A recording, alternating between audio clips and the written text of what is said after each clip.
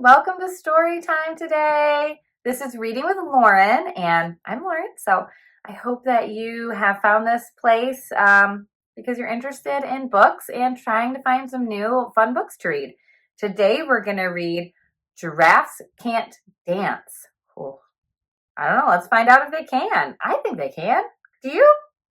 All right.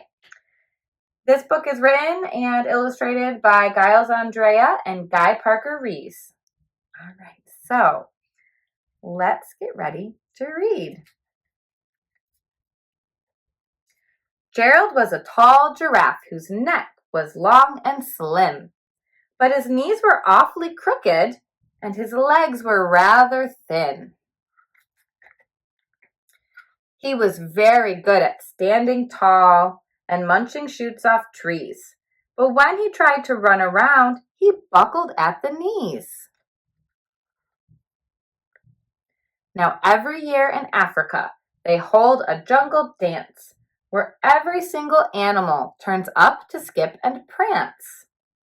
And this year, when the day arrived, poor Gerald felt so sad because when it came to dancing, he was really, really bad. The warthogs started waltzing, the rhinos rock and rolled. The lions danced a tango that was elegant and bold. The chimps all did a cha-cha with a very Latin feel, and 8 baboons then teamed up for a splendid Scottish reel. Gerald swallowed bravely. He walked toward the floor, but the lions saw him coming and they yelled out with a roar. "Hey, look at clumsy Gerald," the animals all sneered. "Giraffes can't dance, you silly fool. Oh, Gerald, you're so weird." Gerald simply froze up. He was rooted to the spot. "They're right," he thought. "I'm useless. Oh, I feel like such a clot." So he crept off from the dance floor and started walking home. He'd never felt so sad before, so sad and all alone.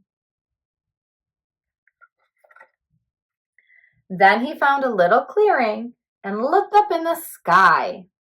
"The moon can be so beautiful," he whispered with a sigh. "Excuse me," coughed a cricket, who'd seen Gerald earlier on. "But sometimes when you're different, you just need a different song."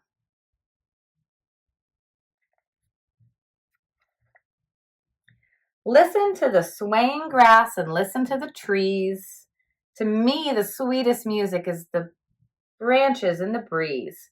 So imagine that the lovely moon is playing just for you. Everything makes music if you really want it to.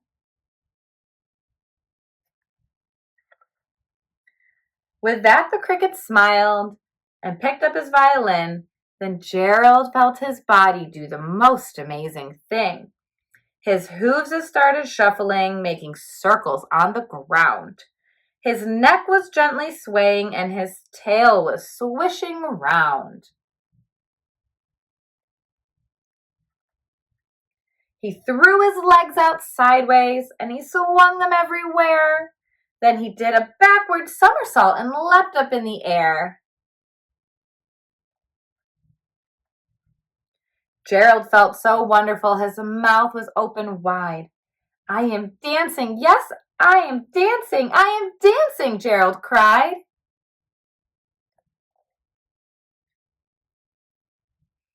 Then one by one each animal who'd been there at the dance arrived while Gerald boogied on and watched him quite entranced.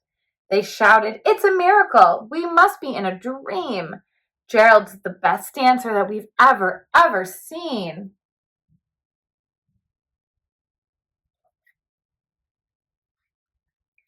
"How did you learn to dance like that? Please, Gerald, tell us how." But Gerald simply twirled around and finished with a bow.